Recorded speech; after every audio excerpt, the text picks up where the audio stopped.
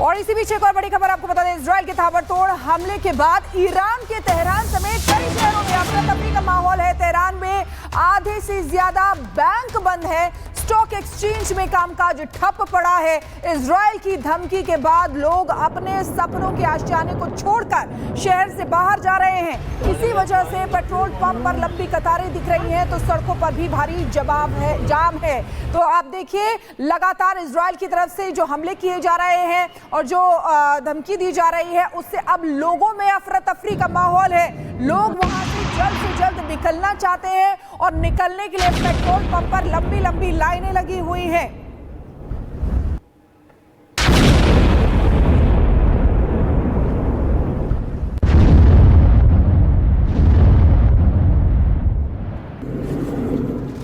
तो पश्चिम एशिया में एक बार फिर युद्ध की आहट, अमेरिका ने अपने फौजी जहाज भेजे हैं। इजराइल अलर्ट मोड पर है और ट्रंप लगातार ईरान को चेतावनी दे रहे हैं। लेकिन सवाल यह है कि क्या अब वाकई अमेरिका ईरान में तबाही मचाने की तैयारी में?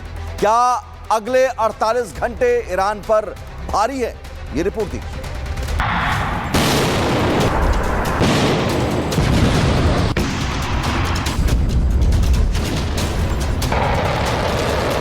पहले सरेंडर की धमकी, अब हमले का अल्टीमेटम। बढ़ेगी तकरार और होगा वर्ल्ड वार। ट्रंप की धमकी का क्या होगा असर? ईरान और अमेरिका के बीच तनाव अब और गहराता जा रहा है।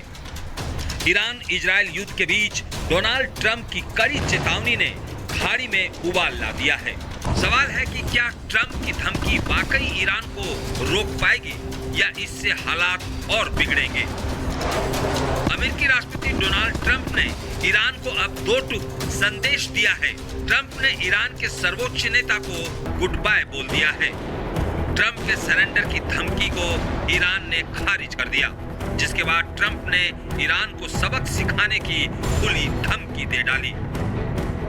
ईरान बहुत टेंशन में है और अब वो बातचीत करना चाहता है, लेकिन मैंने पहले ही कहा है कि अब बहुत देर हो चुकी है। अब और एक सप्ताह पहले के बीच बहुत अंतर है। अब ये हम पर है कि ईरान पर हमला कर सकते हैं या ईरान पर हमला नहीं भी कर सकते हैं। ईरान पूरी तरह से रक्षाहीन हो गया है। उनके पास कोई हवाई रक्षा नहीं है। ऐसे में पता नहीं वो कब तक मुकाबला कर पाएगा।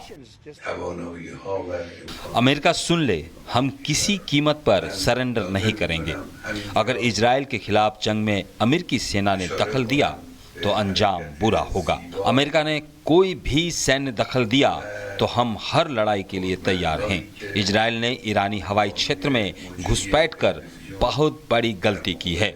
ये ईरान की रेड लाइन है और जो इसे पार करेगा उसे माफ नहीं किया जाएगा। इजराइल को इस गलती की भारी कीमत चुकानी पड़ेगी। ट्रंप की यह धमकी सिर्फ जुबानी जंग नहीं मानी जा रही है। अमेरिका पहले ही खाड़ी क्षेत्र में अपने युद्धपोत और लड़ाकू विमान तैनात कर चुका है। विशेषज्ञों के मुताबिक ट्रंप का यह आक्रामक रवैया ईरान को और ज्यादा भड़काने वाला हो सकता है।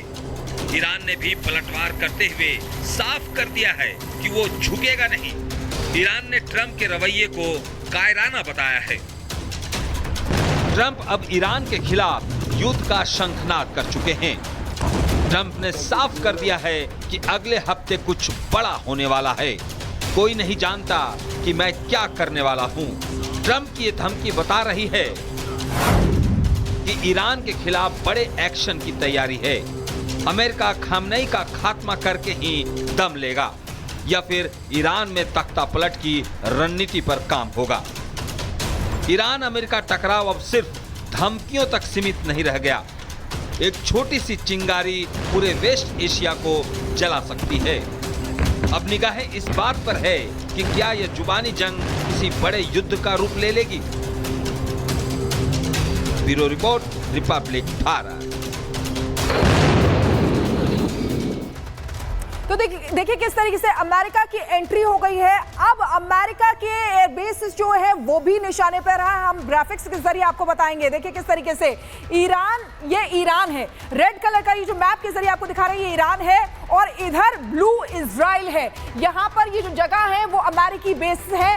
तुर्की में 2 बेस है, सीरिया में है, इराक में 1 बेस है, कुवैत में 10 बेस है, सऊदी अरब की बात करें तो 10 बेस है, बहरीन में 12 बेस है, कतर में बेस है, ओमान में 6 बेस है और यूएई में 3 बेस है। तो ईरान के टारगेट पर अब अमेरिकी बेस है।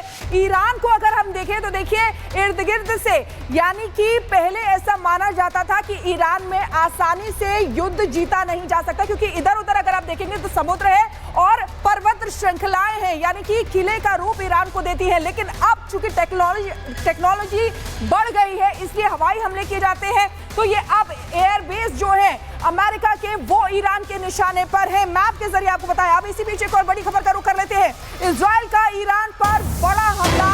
तेहरान के करज इलाके में भारी बमबारी, हवाई हमले से कई घरों को नुकसान पहुंचा है। ये बड़ी खबर आपको बता रहे हैं। देखिए लोगों में अफरा तफरी का माहौल है, क्योंकि युद्ध से सबसे ज्यादा नुकसान जो होता है आम लोगों का होता है। और ये तस्वीरों के जरिए आपको दिखा रहे हैं हमला जो हुआ है तेहरान में करज इलाके पर। यह हमला हुआ है। ये तो धुएं का गुबार उठता हुआ आपको दिखाई दे रहा है।